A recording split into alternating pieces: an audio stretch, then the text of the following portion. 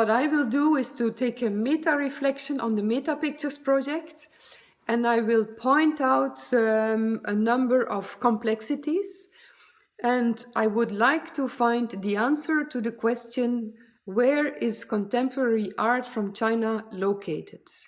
So that is what I will try to answer in my talk. For my meta-reflection, I will use three things. I will use pictures from the Meta Pictures project. I take fragments from videos about exhibitions in the West on contemporary Chinese art, and I also use some of my own pictures. Now, I would like to start with one of the pictures from the project, which is a list of names. And when we look at the names carefully, we see Lacan, Foucault, and others, but all of them are Westerners. Now, this immediately makes me think of books like Kishore Mahbubani's Can Asians Think? Or Hamid Dabashi's Can Non-Europeans Think? So this is the first question I would like to ask. Why are there only Westerners that underpin the project? Now let us look at two other pictures of the Meta Pictures project by Pu Yingwei. The first one is we see a photograph, and on the photograph we see people dressed in colonial style uniforms who seem to be getting ready for a big event. And next to that photograph we see two hands. The left hand is painted black and the right hand is a Chinese hand. Now when we look at this picture, well, immediately the colonial topic comes to mind, the post-colonial and even shifting power relations in the world. And another picture by Pu Yingwei, on which we see an atlas of images. We see pictures from all kinds of people, individuals, groups of people, Westerners, Indian, and many more. But when we look at the collection, the picture that draws most our attention is the cover of the magazine that depicts a black man and the title La Vie au Grand Air. Also, when looking at this picture, I think we cannot help thinking about the colonial and the post-colonial. So this is another question that I have that I would like to reply in my talk, and that is, how do China and the West look at each other? Now, artist Xu Bing has an idea of that. Let's listen to what he has to say. 我感觉呢，我们对西方的了解，好像是比西方对我们的了解要多得多啊。这个世界的艺术界开始对中国的事情和问题，和包括它的艺术在今天的表现的关注和兴趣。Well, Xu Bing believes that the Chinese understand the West better than vice versa. Actually, I don't agree with that, because I think we should not forget, first of all, that Xu Bing lived in the West for 10 years before returning to China, and many other artists with him. But I think in general, most of the Chinese artists have not spent time in the West, don't speak any English, and vice versa. Few Westerners relatively have spent a lot of time in China, speak Chinese. So I think the gap is relatively large or deep, but at the same time, I think the fact that Western democracies tend to communicate very openly about many things, I think maybe that gives the impression to the Chinese that they understand it better, because China tends to keep information to itself. But I think on both sides, the gap is really quite deep. Two more pictures that Professor Wu Hong selected for the Meta Pictures project in China are Yu Hong's Spring Love View, which is a painting that refers to one of the most famous paintings from the Chinese tradition from the Tang Dynasty, court ladies preparing newly woven silk. And I think any Chinese or anyone familiar with the aesthetic tradition in China will immediately recognize this in Yu Hong's work. Another example of this is Chen Tanqing's picture, which also brings us to the traditional landscape painting. And I think this is also very important to keep in mind when looking at contemporary art from China. China has an aesthetic tradition that is 1,000 years old and that continues to exist through today in contemporary art. And I think, well, it's strange that this very long, thousands of years aesthetic tradition from China, that we can only find traces of that in what we call art history. So I think it's a pity it is like that, and I think there's some work to be done there. The Meta Pictures project invites pictures from non-Western sources to take part in the project. And in this case, this is China. But I wonder how we look at it. What is the goal of almost inserting Chinese images into a framework that is Western? And in art history in general, I think power relations continue to have huge influence. And well, until today, we speak about contemporary art when we speak about Western art, but we label Chinese contemporary art, African art, and so on. So this is the case until today. So the way the framing of the theoretical framework is purely Western, and we actually, well, apply it to a non-Western source, but by doing that, we use there are power relations in the way we do that, maybe unconscious, and I think this is something that many people ignore, but it exists. Let's take a look at a video recorded at the Guggenheim Museum, where an exhibition of contemporary art from China was set up, and the goal of the exhibition was to bring Chinese art to the West. A generation of Chinese artists are exhibiting their work at the Guggenheim Museum in New York. The art installations cover a 20-year period, from the repression of the Tiananmen Square protests in 1989 to China's hosting of the Beijing Olympics in 2008, charting China's rise from international pariah to powerhouse. After 1989, the Communist Party had to strike a balance between rapid economic growth and keeping control of society.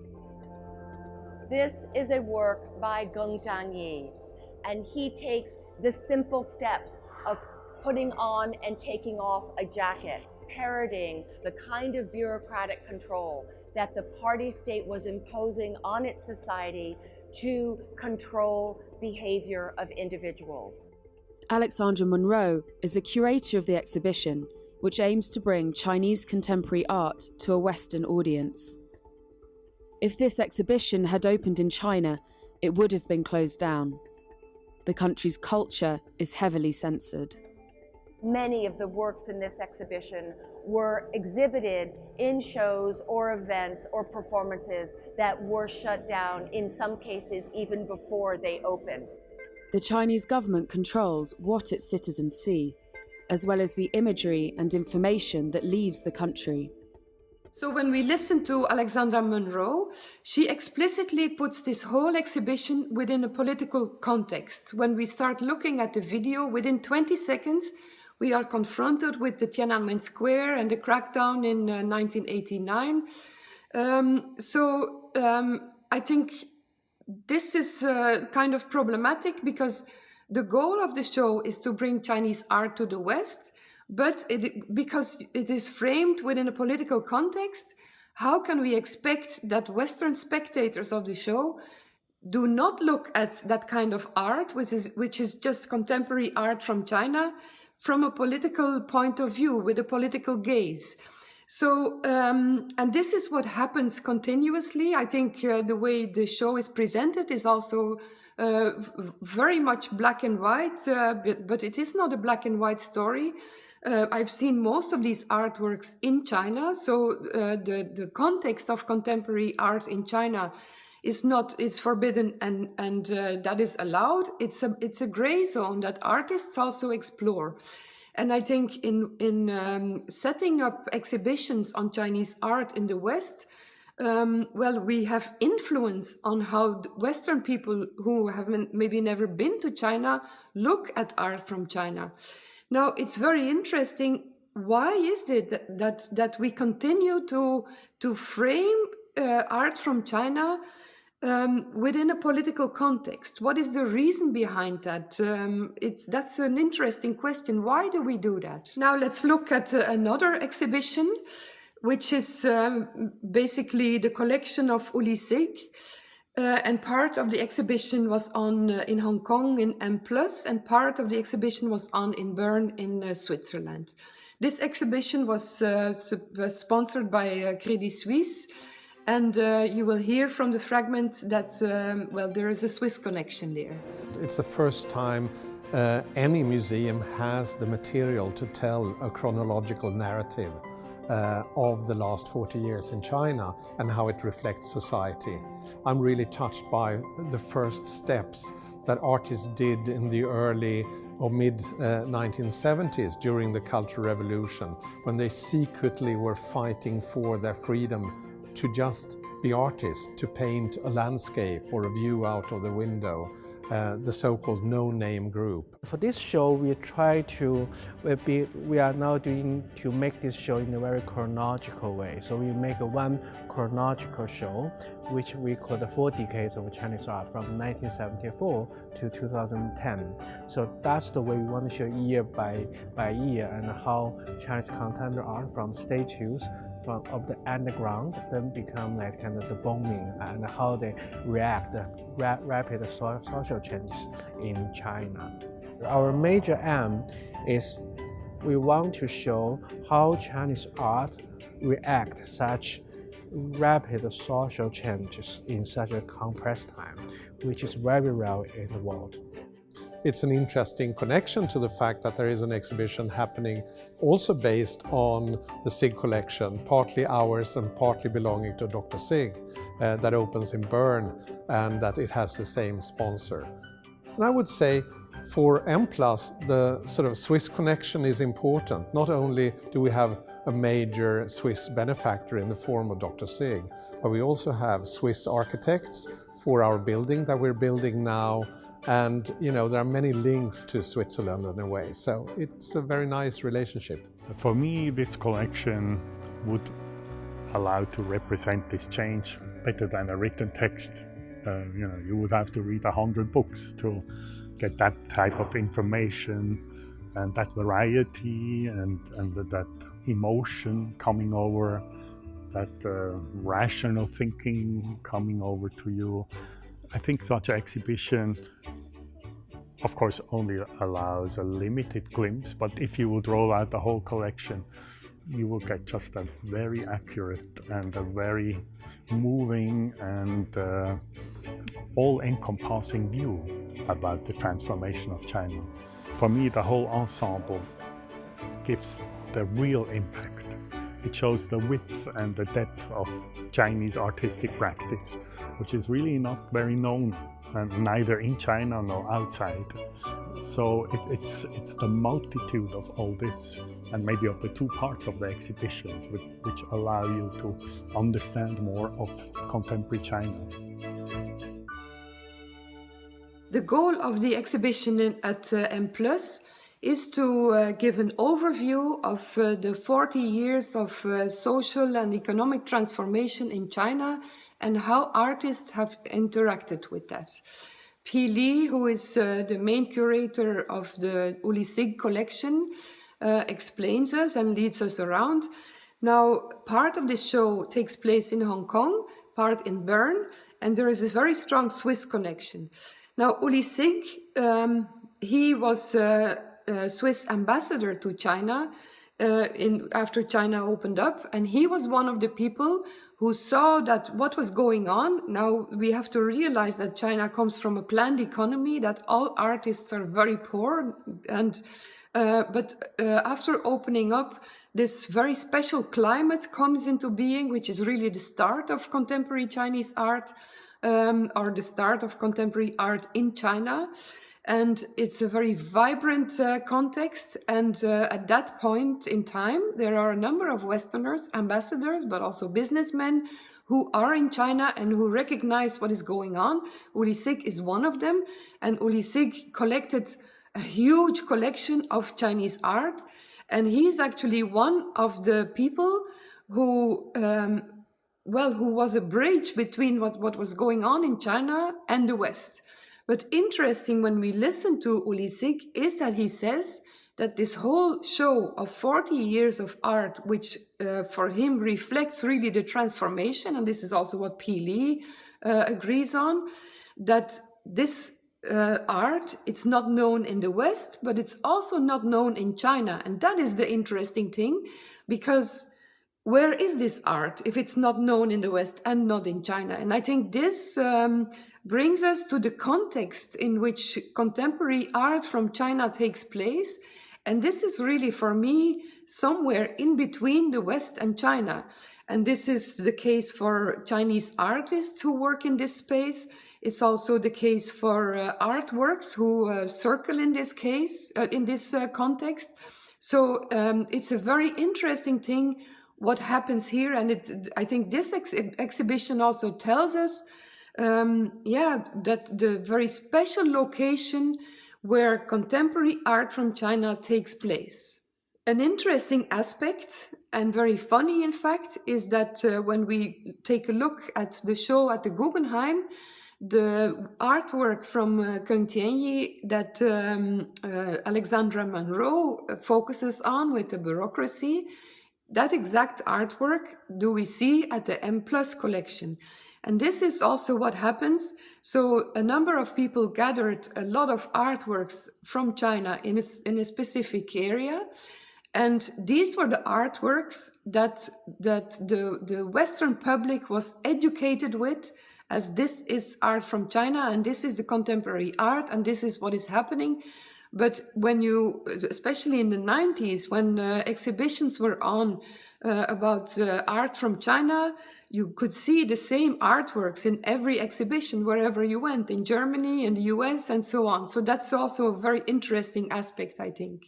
Another ambassador that also had influence in China was Geoff Raby, an Australian ambassador to Beijing, who after the Tiananmen crackdown in '89 helped artists to exhibit their artworks within the diplomatic apartments.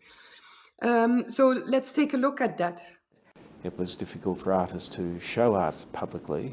We often used our diplomatic apartments as temporary exhibition spaces, and so we would hang their paintings and then invite people and escort them into the apartments and spend a weekend using our apartments as an exhibition. Western diplomats like Geoff Raby have been there from the early days, encouraging young, emerging artists. In the 1980s, it was inconceivable that foreigners and Chinese could mix freely together. Geoff Raby also explains quite well how deep the gap was between Western people in China at the time and the Chinese. As a Westerner, you were really like a separate category in China, and you were dealt with in a kind of separate way, with separate waiting rooms for Westerners, different money for Westerners, and so on. So the position of Western people in China is not comparable with what it is today. And I think this helps us to understand what it must have been for Chinese artists to connect with Westerners and to find a way to exhibit their art and to bring their art to the West. Now, in this climate, at the same time, in the 80s and the 90s, there was a brain drain in China. A lot of people, intellectuals, but also artists, moved to the West and started to work in the West. Xu Ping is one of them. Ai Weiwei is very known, a known example. But other examples, many other artists went out as well. And they became also a kind of link between what was happening in China and the West. ASEAN is one of those artists who found a new freedom away from the politics of China, and Australia allowed him to reflect more deeply on his Chinese past. The cultural background can be deposited into your brain, and it's always influential, no matter later on where you move to live.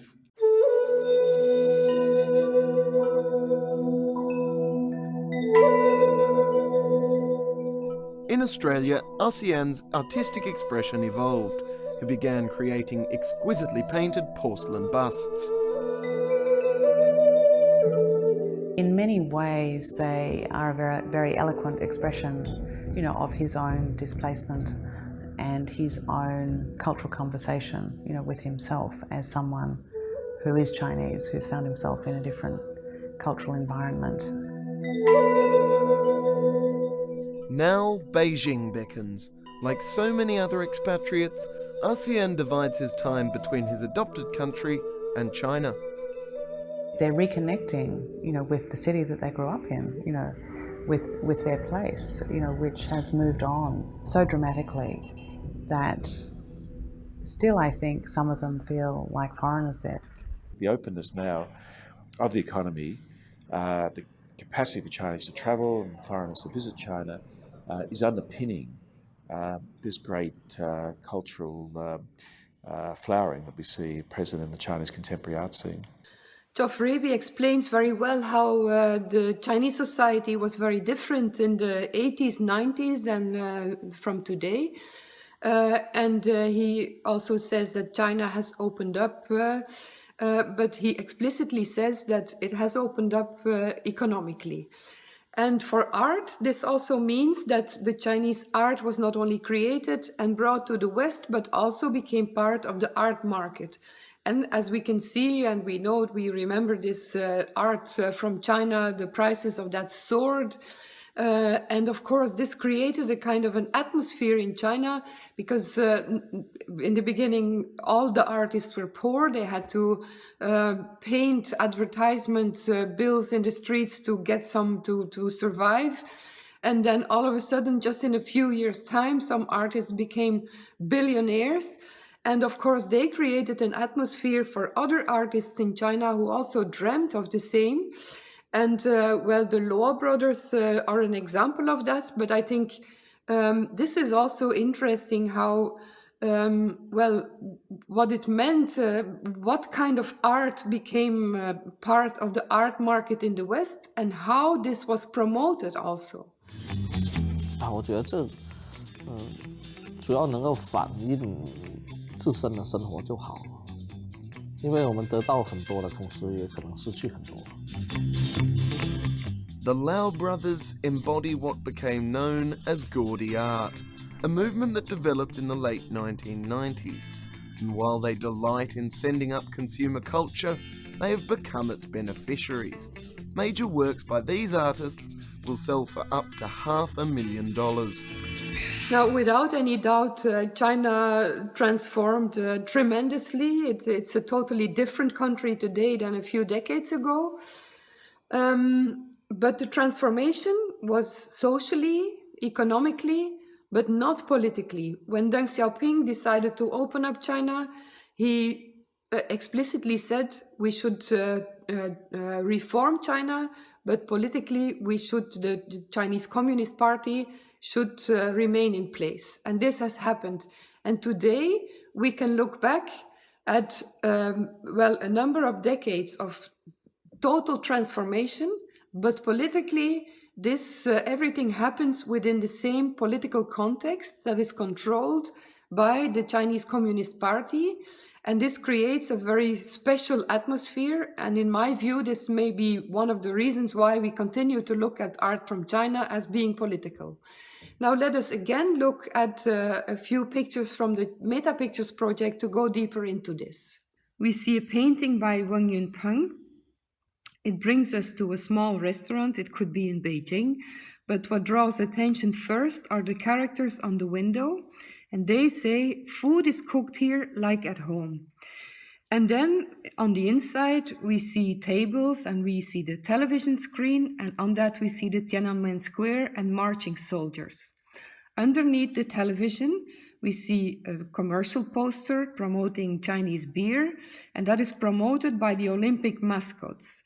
Now, the Olympic Games for China were not just a sports event, it was a major political event. It was the time that China really grasped with two hands this opportunity to show that China was great.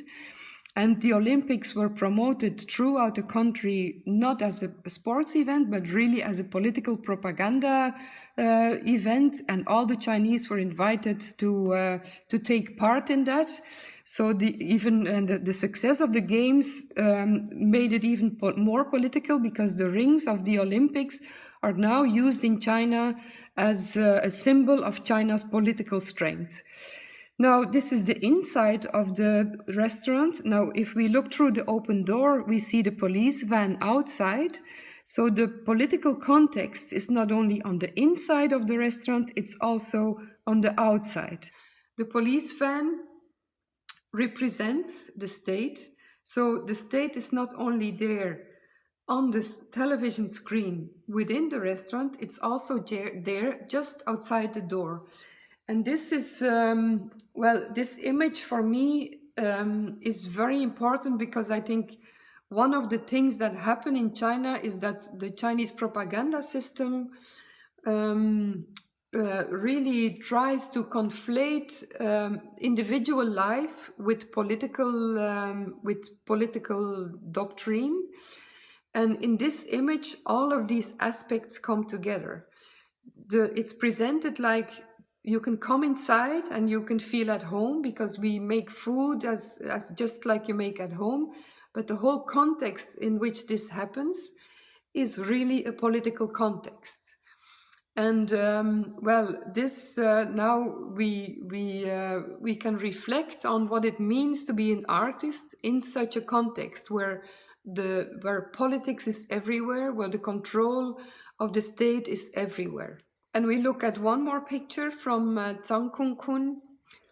And in this picture, you can see that, there's a lot of symbols referring to politics. There's the golden poles with the red rope in between, the red stage, and then especially the aspect of being seen and being surveilled is very much present in this picture, I think. There's a lot of references to the surveillance state.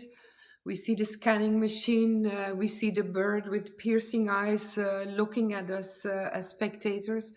But we also see the picture at the back wall of a man trying to protect his face, trying not to be seen. So the aspect of the surveillance state is very much present in this image. So while some artists in China are not interested in politics at all, some of them, like the pictures that we have seen now, do make very explicit references to the state and to the control of the state. Now, to understand how that surveillance state works in China, it is very interesting to look at Chinese architecture. Throughout history, China has used walls to outline political space. So China has a wall around the country, the Great Wall, but in ancient times, families lived in walled complexes. According to their hierarchical position, they would have a position within the walled complex. But the idea that a family lived within a walled complex and social control was very, very strong because the oldest man was responsible that life within the walled complex should be harmonious.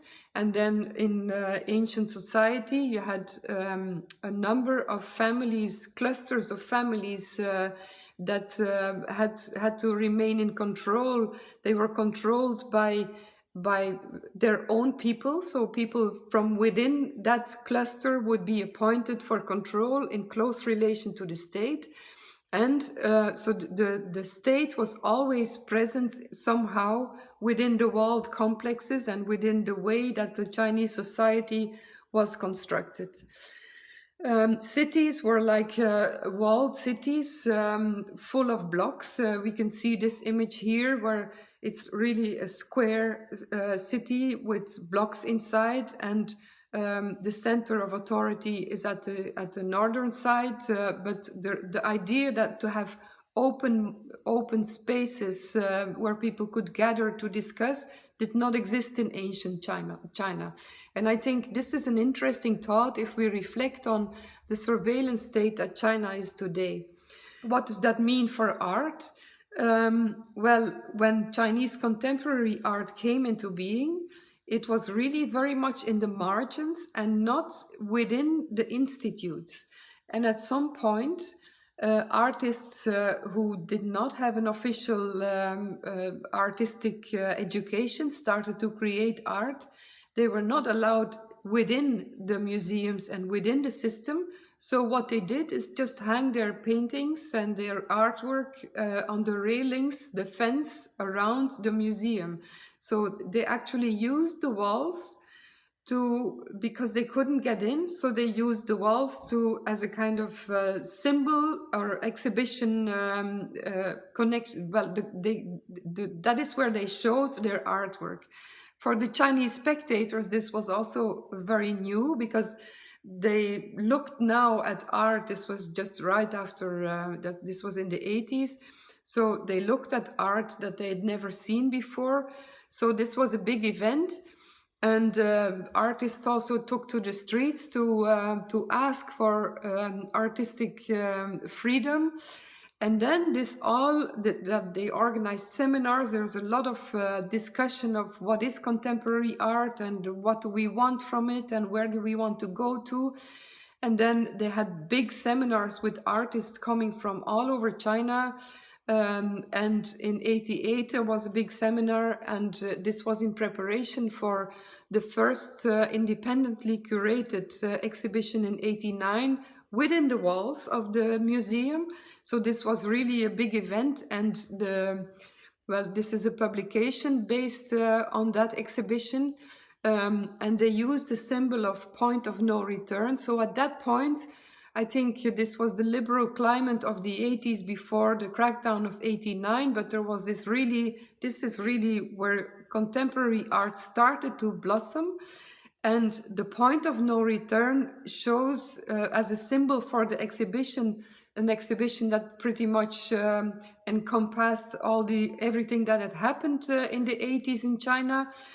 It really shows that artists at that point really thought that they were going to go to something new, and that, they were full of hope and energy and creative energy and so on. So this was a moment in which contemporary art came into being and actually moved within the walls of the official circuit. Now, after the crackdown, everything changed again, but then Deng Xiaoping made his trip in '92 to the south of China to plead for more economic reform.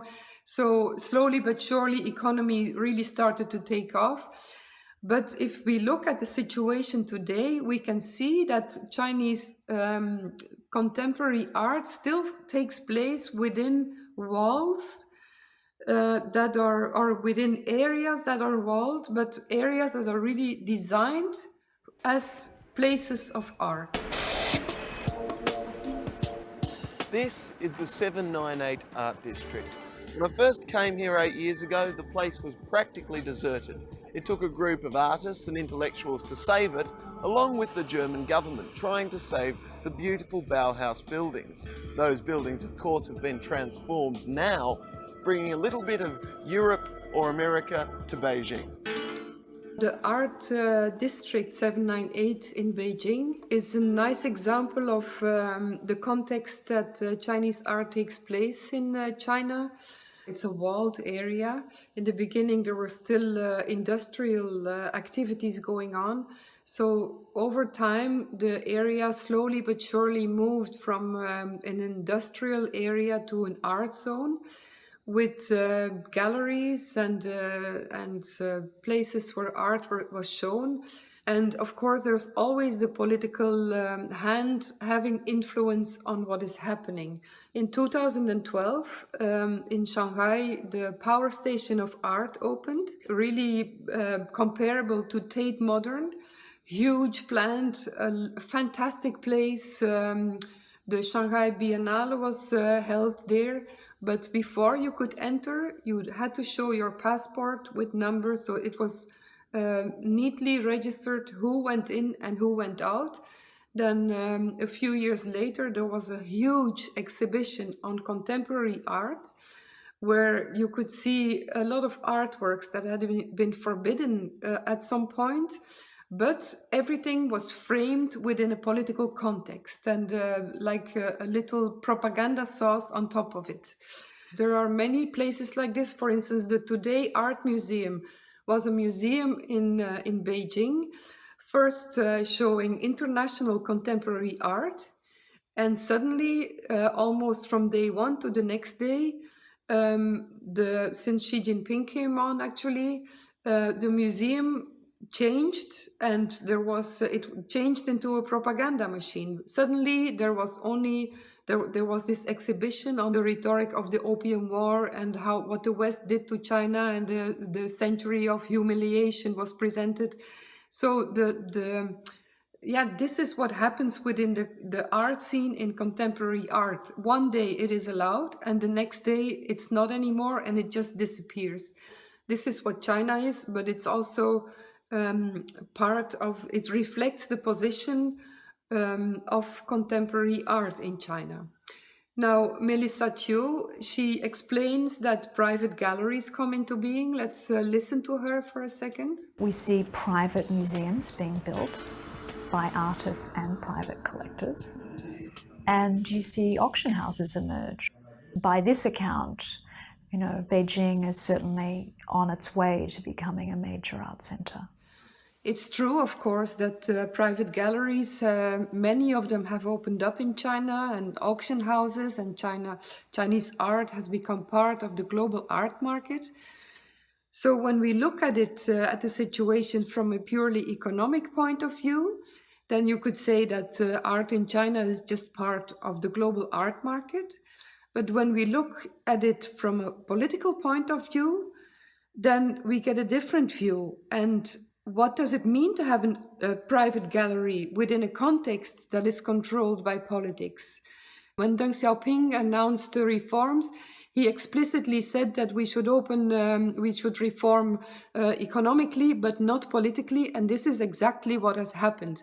So when we look at China today, economically it's really capitalistic and it has become part of the global art scene, but politically it's just as closed and walled off as it was a few decades ago. And I think it's interesting also in this context to understand how Mao Zedong's Little Red Book dominated the society 50 years ago, and how today Xi Jinping's app has replaced the Little Red Book. Now the Chinese have to study the thoughts of Xi Jinping. So politically, China continues to be a walled country. It also has a firewall around the internet. So that turns the Chinese internet pretty much into an intranet instead of being connected to the global scene. And I think this influences not only what artists do and the chances they get, but also how non-Chinese or the world outside of China continues to look at art from China. And of course, there is the Eurocentric or Western-centric point of view in art history in general. But I think there's a number of things that influence the continuity of the political gaze when we look at Chinese art. And I would like now to finish with another picture of the meta pictures by Zhang Kun, in which we see the symbol of the infinite symbol of mathematics, but it's it creates two kind of walls full of doors. And I think this is really nice, a nice symbol for the way I look at the context or the position of contemporary art from China, because it is like walled off. Part of it is in the West and part of it is in China, but the doors are needed, the channels are needed to bring it from one place to the other. And thank you, Zhang Kun, and thank you all for listening.